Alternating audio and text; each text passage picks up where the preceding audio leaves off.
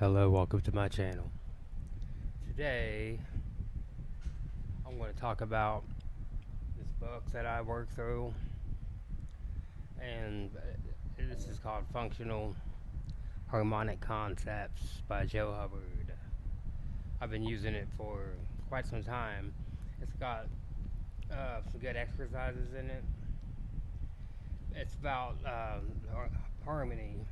Teaches you all about seventh chords, uh, ascending and descending, which a lot of this stuff I knew when I got the book, but there's still great exercises in it, and he's an excellent teacher.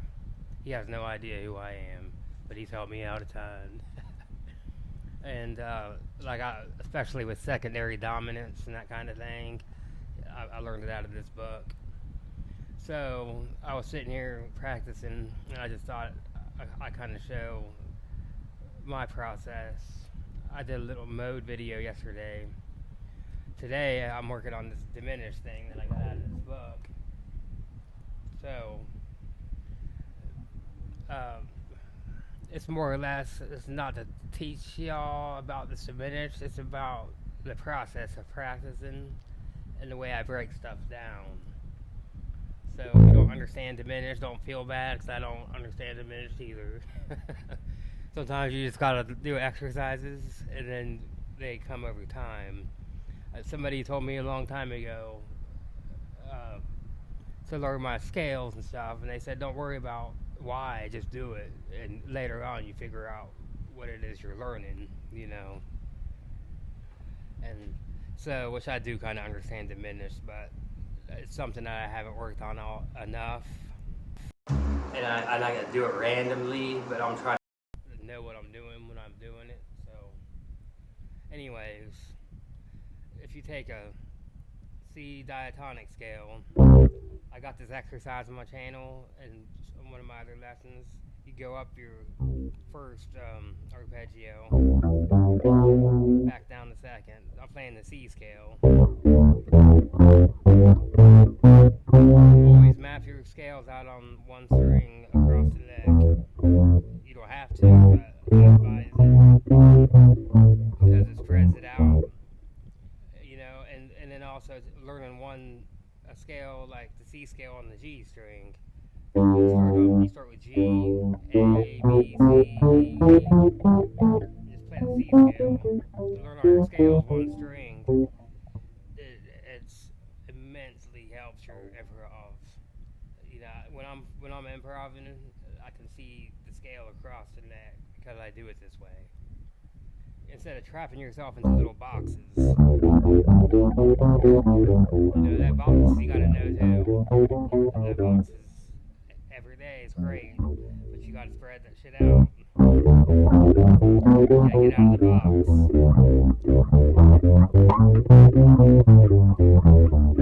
You know, don't ever trap yourself into boxes. That's what I say. You know, you can if you want to. Some people, there's different ways of playing, but my preferred method is I don't like boxes. Claustrophobic. But anyways, so this particular exercise,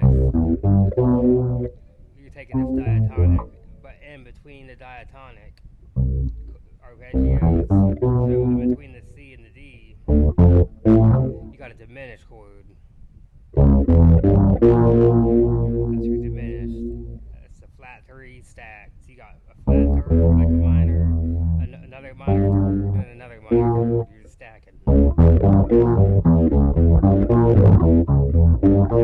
So you play up to C, to the diminished, to the D, back down. Now, my point of this video is when I learn something, and I think I probably said this in all my videos, I break it down. I'm not going to go up the scale until I have this particular playing in between these two mastered. And that doesn't matter if it takes a month, don't matter if it takes 2 months, don't matter if it takes 2 hours until I got it down. You know, and a lot of times with beginners is they want to go too fast, and they think I got it down. You don't have something down until you wake up tomorrow, and you can pick your bass up, and you can play it flawless.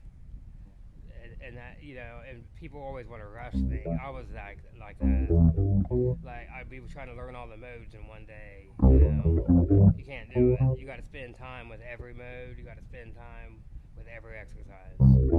For instance, that diatonic thing I was just saying, it seems really hard to learn. It's not hard to learn if you break it down to two. If you start with the first one, you go to the second one, go back to the first, and you master them. And once you think you got them mastered, then you play them inside and out. You just jump around, and you master it, and then you move on. So that's really my point of this lesson today. But how I do it is I'll play between these two.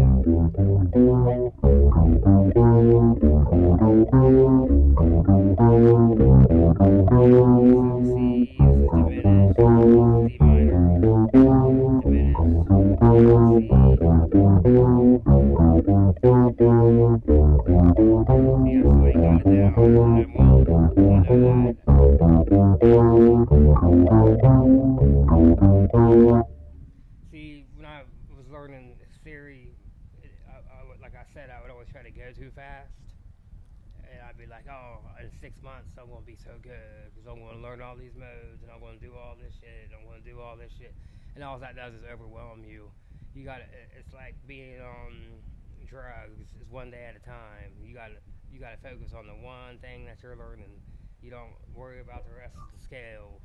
You worry about where you're at, and it doesn't matter how long it takes. You master that part, then you move on. And I guarantee when you do that, it snowballs. You get better and better and better, faster at learning. But because if you move on to the three without knowing the first two, well, then you're going to master that third one. You're going to get it down, and then you're going to forget. You're going to go back to the beginning and be like, fuck. Because you don't have it down. You think you got it down. You ain't got it down. I already know. So I'll take a beat. It doesn't really matter what beat, any beat, just to have the beat. I'm not really trying to make music. I'm just trying to play along to something. And that's what I'll do. That's kind of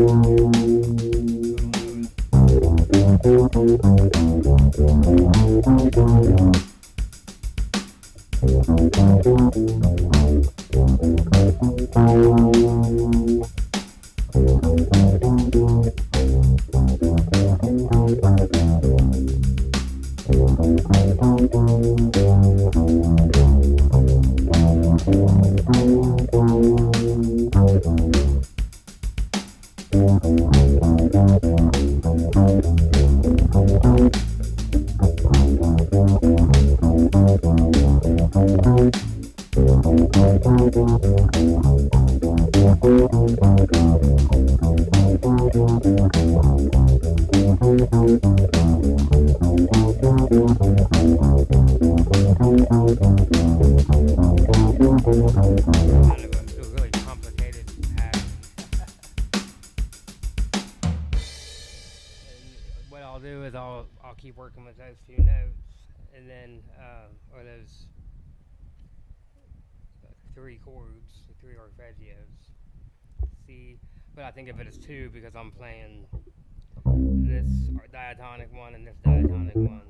Diminished is like a passing chord. It's like a passing thing.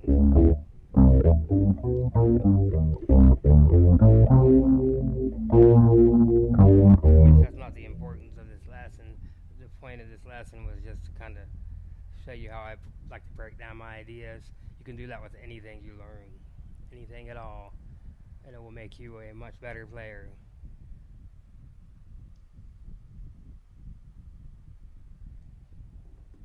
Like some of y'all might notice, like on when I'm on live stream, I'll practice little things in between songs, and the purpose is those just those one times in between songs. I'm getting practice time in because it all adds up. And then when I'm off, I sit out on the porch a lot with my acoustic and run through some exercises like the six. I'm still working on sixes, and I made a video on that. I don't know, a month ago, or a couple weeks ago, whatever.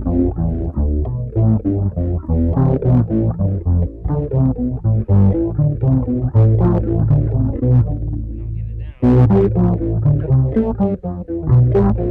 I've been adding that into my solos, using them sixes and jumps a lot, and it's starting to become second nature.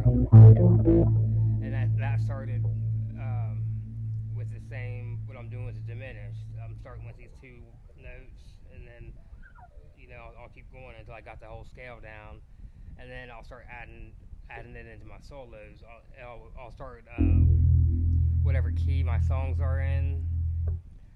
I'll practice that key, each of the keys, because I got D minor, B minor, whatever.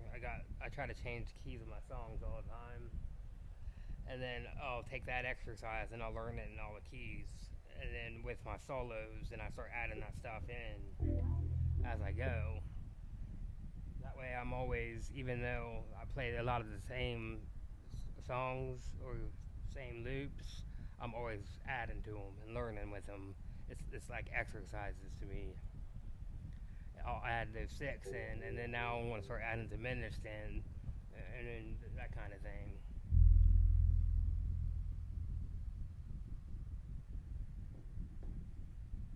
So if you're into learning music, I suggest this book by Joe. Here's another golden book. This is one of the best too, Chord Tone Mastery by Joseph Hudward. To me, he's the top bass teacher on YouTube.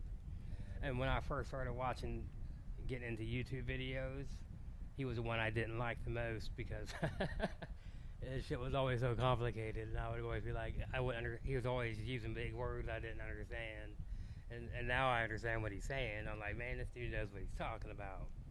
So I bought his books.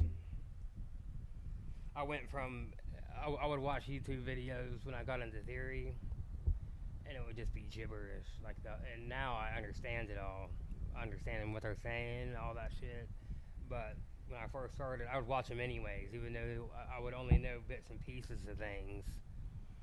But I just kept on watching. I would be practicing and then laying in bed when I was going to bed at night, watching lesson videos. When I was at work at lunchtime, I'd be watching videos all the time, just on whatever concepts I was working on. I still do the same thing now. Once I get into this diminished thing and get the patterns down where I can see them, and then I'll start watching videos on how to use them and how to expand it. Because, like I said, you don't always have to know. Someone told me years ago, just learn your scales. Don't worry about why, just do it. And I started doing that. And I didn't know for a long ass time while I'm running up and down these Dorian scale. But now I know. And if I didn't spend all that time already learning it, I never would have. Because there's different ways of learning, I guess. You hear, and then you don't always have to know what's going on. Like, I hear diminished sounds. I don't necessarily understand it completely yet, but I'm starting to see how it fits into all the other knowledge that I have. Like, I recently learned secondary dominance and two of fives and that kind of thing, and now it makes sense. It's easy. You just gotta put the time in, and the time doesn't have to be difficult time. If you break it down like I'm doing on this, I'm not gonna. You're not gonna see me next week all the way up here. I'm probably gonna still be on these first few sections because I'm gonna do what I just did with the beat. Once I get it down straight, I'm gonna start writing little uh, tunes with what I'm learning, and I'll stay on that, and then that just ingrains that shit, and then I'll move up, and then I'll ingrain it up in here. If you rush, you learn half as much. There's just no reason to rush to it. You got all the time you need.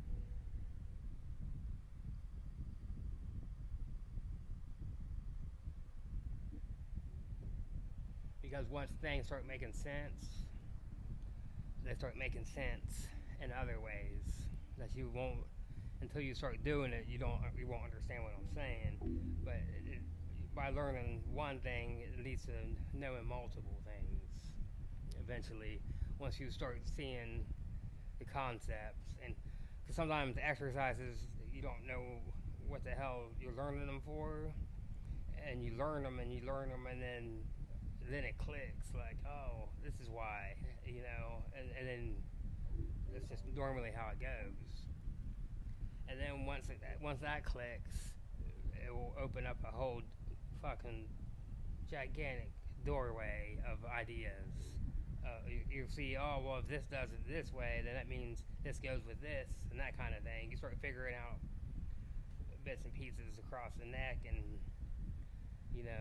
with the theory and how the chords relate.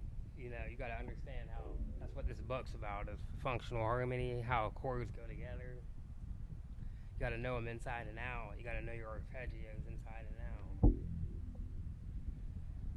And that's what it takes. And like I said, I use that little drum loop because it's better than a metronome click. It's not necessarily, and then it will also lead to composition a lot of times, but sometimes it's just nothing more than background noise that I jam on, and I'm thinking about what I'm playing the whole time, but it still gives me that little bit of structure, that little bit of beat behind it. I mean, the beat doesn't really matter, but it's always, to me, it's always helpful to have something to play against.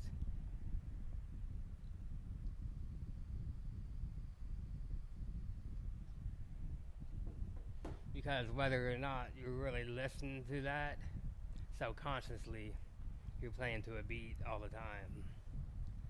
And that's only good. It's my opinion. It can't be nothing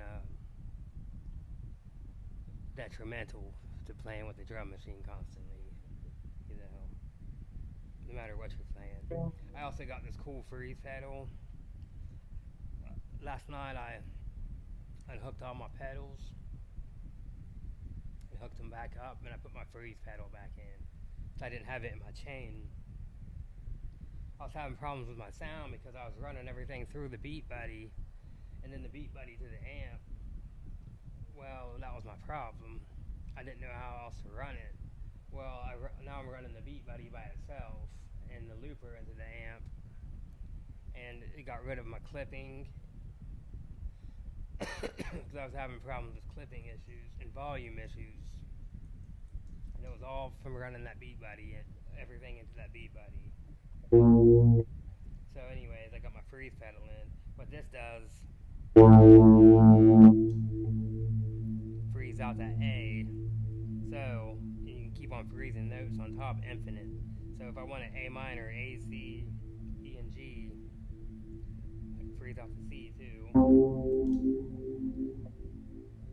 Now I freeze out the E and the G.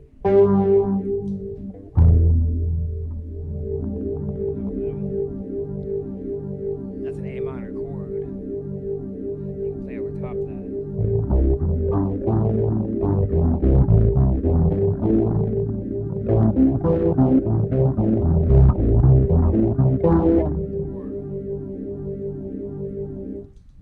You can freeze out one note like a C. You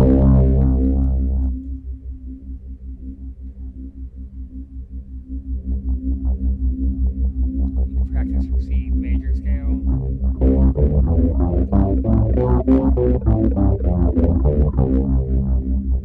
And then you can practice your C minor scale. You can really hear the difference.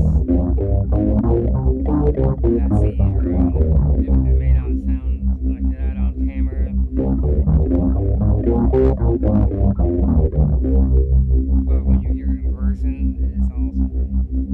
It's one of the coolest pedals because you can make background ambient.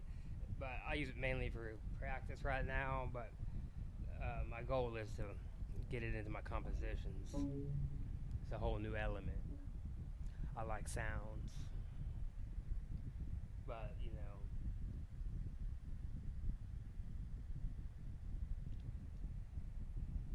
so anyways, this is just like another rambling practice video. I don't really worry about people watching because the people that do watch might get something out of it. I appreciate the support. Hopefully I helped somebody out, gave them some ideas on breaking down practice routines. Like I said, you don't have to practice that diminished idea. Any song you're learning, any scales or whatever it is that you're working on, if you break it down into small bits and you don't move on. I used to have a rule. This has been a few years now. When I thought I had something down, I would add 2 more weeks to everyday practice of it. 2 more weeks. I've done that all the time. Like I practiced D Dorian, and I would make up just like I did on. If you saw my video yesterday, I did one on Lydian and how I was making up those little ideas. Well, I would just make up new ideas every day. If I was playing fast yesterday, I'd write a slow one today, and you can come up with count. And once you train your mind, because somebody made a comment about they tried one of my videos or something and it was boring. And it's not the idea that's boring, it's the person that's boring. That's a cold hard truth because when I started forcing myself to practice that way and forcing myself to be creative, there's countless ways to be creative. You can make up different rhythms using all the same notes, countless ways. So if you ever get bored, then it's not the music's fault, it's your own fault. Trust me, I know what I'm talking about. But anything you're practicing, that's my lesson for today. Break it down. Add time, force yourself to be creative. Don't don't expect to get something out of exercise if you don't put nothing into it. You have to bring the music out of it. It's not just going to do it for you. It might sound boring in the beginning, like learning scales and stuff, but you just got to work past that, and then open your mind up. You know.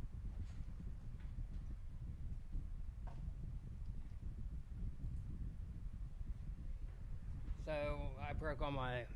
I'm in the process of like reorganizing and making playlists. So I'm making like a lesson playlist. I'm trying to break it down to like modes and arpeggio type stuff.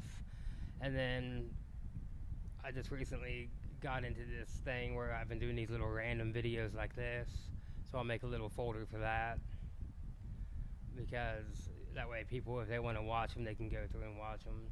If they don't, it doesn't matter. It's just about putting them on there. It's some one person one day might watch it and understand what I'm getting at. It might help them out. Maybe not, but either way, it's on there. And at least, I'm doing something, trying to give some knowledge to somebody. But so I got all that broken down.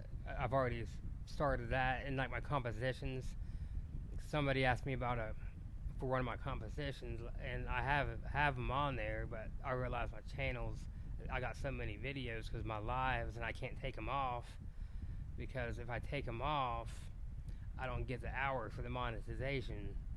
So that sucks. So I got 500 live videos that nobody watches once they're over with, and it's basically hurting my channel because YouTube uses those analytics. Nobody's watching them, so it's making me where I'm not getting hardly any views at all on my live stream. I used to get tons of views on live streams. Now I ain't getting nothing. So, and I can't take them down. So there ain't nothing I can do about it. So I kind of given up on that I'm gonna make a ton of money on this because there's always going to be something that's going to hold you back. So I can make my little random videos and be happy. So hopefully somebody gets something out of this. I appreciate your support. Have a lovely day.